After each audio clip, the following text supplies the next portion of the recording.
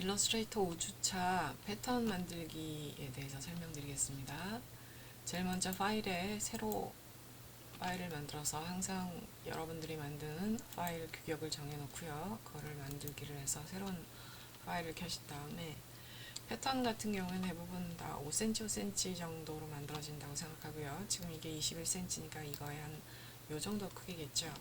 그러니까 작업면을 늘리셔서 내가 마이너스를 켰네요. 그래서 작업면을 늘려서요. 예를 들어서 약 한 5cm 정도의 사각형을 클릭하면 이렇게 사이즈가 나오잖아요. 그러면 5cm, 밑에도 역시 5cm. 지금 저는 5mm로 돼 있어요. 사실은 제가 단위를 미리로 해놨기 때문에. 자, 이럴 경우에는 이거를 크게 만들어서 이 안에다가 패턴을 넣는다고 생각하면 되죠.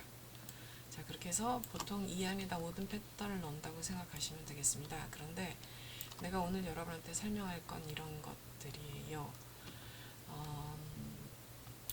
여러분들이 패턴을 만들고 나서 도형 안에 그 패턴을 채워 넣으면, 예를 들어서 이 안에 보면 굉장히 많은 패턴들이 이미 만들어져 있습니다. 여기서 가장 중요한 건 이게 면값이고요. 그 다음에 이게 선값이에요. 이쪽에서 보이시면 이게 면값과 선값이 보이죠. 그럼 현재 지금 면값은 흰색이고요. 그 다음에 선값은 검은색입니다.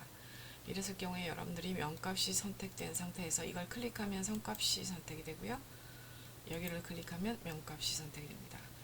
면값이 선택된 상태에서 여기 있는 패턴을 이렇게 눌러보시면 그 안에 패턴이 채워지는 게 보이실 거예요. 예를 들어서 이 도형이 너무 작을 땐 도형을 좀 크게 해서 볼 수도 있겠죠. 자, 그러면 예를 들어서 여러분이 지금 만들고 있는 이 도형의 크기가 어느 정도 클지 여러분들이 모를 정도예요. 그러면 제가 처음부터 다시 제 크기로 한번 찾아가 볼게요. 자, 제 크기로 찾아갈 때는 이렇게 그 돋보기 툴을 더블 클릭을 하게 되면 A4 용지에 제대로 크기의 모습으로 다시 나타나요.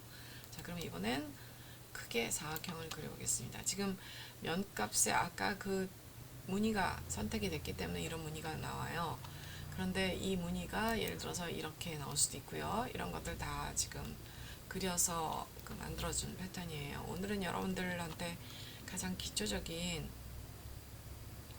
줄무늬 만드는 거, 그 다음에 이 무늬에 관한 것에 대한 걸 얘기하려고 합니다. 자, 그러면 여러분들이 여기에다가 붓툴로 화면을 조금만 늘려볼게요. 붓툴로 여러분한테 꽃잎을 하나 그린다고 칩시다.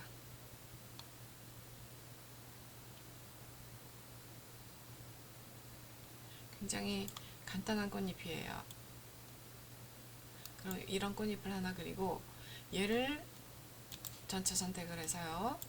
얘를 패턴으로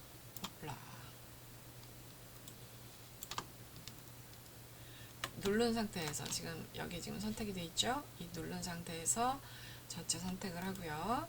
그 다음에 일단 그룹을 한번 찍고 그 다음에 얘를 데리고 와서 여기 하면 플러스 화살표로 바뀌는 거 보이죠? 이러면 이렇게 패턴으로 선택이 됩니다.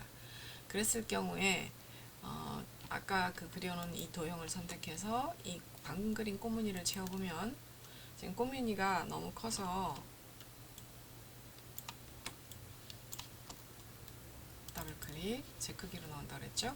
이렇게 꽃무늬가 크게 나오잖아요. 이럴 때는 오브젝트에 들어가서 변형해서 크기 조절을 들어갑니다. 그러면 여기에서 예를 들어서 개체는 크기를 변형하지 않고 패턴 크기를 전체적으로 균일하게 90% 하겠습니다. 그러면 그거 하면서 여기 지금 변형이 됐는데 여러분 봤는지 모르겠어요. 그래서 확인을 한 다음에 컨트롤 D 버튼 단축키입니다. D 버튼을 계속 누르면 그 명령이 계속 반복되는 거거든요. 이런 식으로 해서 여러분이 원하는 그거를 만들 수가 있어요. 패턴을. 그럼 여기다가 색을 칠해도 될 거고요. 그 다음에는 자, 그러면 이게 이제 베이직이라고 쳤을 때 이 똑같은 도형을 Ctrl Alt 키를 눌러서 도형을 하나 더 만들어 보겠습니다. 지금 Ctrl Alt 키를 눌렸어요. 첫 번째 만들어진 도형이 항상 제일 밑에 깔리고 그 다음 도형이 그 다음 위에 옵니다. 그래서 첫 번째 깔린 도형에게 예를 들어서 위에 있는 면 색깔을 내가 다른 걸로 칠했어요. 그러고 나서 그 다음에 만들어진 도형을 위에다 갖다 섞으면 이런 식으로 여러분들이 바탕색을 바꿔서 도형을 만들어 줄 수 있는 겁니다. 그러면 겹쳐지게 이런 도형을 만들 수가 있겠죠. 또 하나 여러분들이 방금 만들어진 것처럼 이 도형을 지금은 도형 자체를 끌어서 패턴에다 넣었잖아요. 근데 여기에 이 도형을 가지고 예를 들어서 지금 이 녀석 크기를 좀 줄여볼게요. 여기 변형에 가면 크기 조절 있죠. 이번에는 균일하게 개체 크기를 줄여보겠습니다. 확인 버튼하고 Ctrl D 하면 얘 개체를 굉장히 줄일 수가 있어요. 자, 그러면 작업 화면을 위해서 조금 저는 단축키를 많이 쓰니까 여러분들은 그냥 여기 가서 일일이 플러스 키를 눌러도 좋아요. 돋보기도 하고 지금은 Ctrl 스페이스를 누르면 단축키가 됩니다. 그럼 그런 상태에서 얘를 끄고 나서 스페이스바 누른 거예요. 여기서 이 정도의 사각형을 만든다고 칩시다. 이 정도. 사각형에서 사각형의 면값을요. 지금은 검은색이 되어 있어요. 그런데 면값도 선값도 주지 않습니다.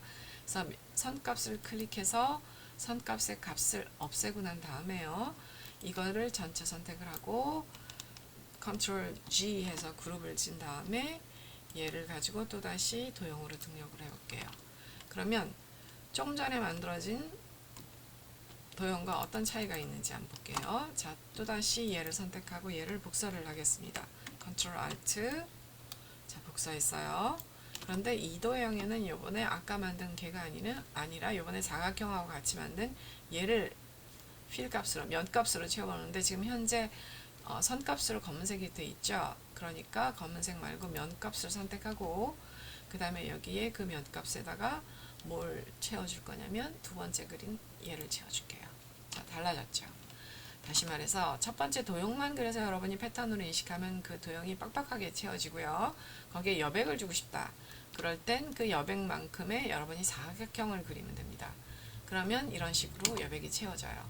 그러면 예를 들어서 여러분들이 패턴을 만들었을 때 이런 도형의 원형을 내가 원했는지 여백은 여러분들이 원하는 만큼 만들어지는 거고요.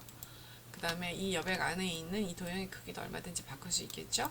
그 다음에 이쪽에 있는 큰 도형이 원하는 건지 이런 식으로 해서 도형의 크기를 바꾸는 방법, 그 다음에 그 바꿔진 그 도형의 크기의 배색을 바꾸는 방법, 배색이야 뭐 스포이트 치고 얼마든지 여러분들이 바꿔서 세 번째 마지막 그게 선택이 됐었죠. 그러면 Ctrl Z, 그 다음에 첫 번째 그렸던 사각형을 선택을 하고 거기에 배색 색깔을 이걸로 바꿔볼게요. 그러면 전혀 다른 그게 나오죠. 이런 식으로 여러분들이 얼마든지 도형 안에 패턴을 만든 그 패턴의 크기도 줄여줄 수 있고 패턴 사이의 간격도 여러분들이 마음대로 할 수 있고 그 다음에 밑에 깔리는 배경색도 또 바꿀 수 있고 이런 식으로 패턴을 만들 수 있다는 걸 알려드립니다.